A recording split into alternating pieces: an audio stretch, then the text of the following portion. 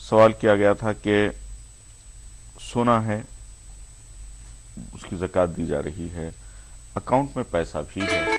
Account میں جو پیسہ ہے اس تعلق سے کیا فرمائیں گے آپ؟ انہوں نے ایک تسلسل بتایا، پہلی رمضان سے دوں، جی وہ تو خیر انہوں نے کیا سمجھا پتا نہیں، جی آپ کیا فرمائیں گے اس سلسلے میں؟ اکاؤنٹ میں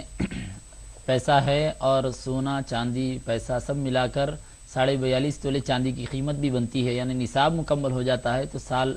گزرتے ہی اس کے اوپر زکوٰۃ واجب ہو جاتی ہے۔ یعنی اکاؤنٹ میں جو پیسہ جمع ہے، اگر یہ صاحب نصاب ہیں تو سال مکمل ہونے کے بعد اکاؤنٹ میں جمع شدہ رقم کی بھی زکوٰۃ ان کو دینا ضروری ہے۔ دوسری بات بھائی صاحب نے جو بتلائی اس کے بارے میں اچھی طرح یہ ذہن میں رکھیں کہ سال کب شروع ہوتا ہے۔ سال کا اعتبار کیا جاتا ہے اسلامی سال سے،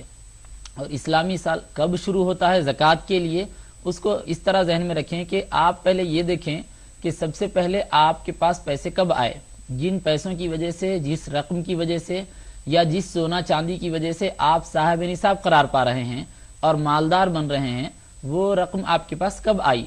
مان لیجئے کہ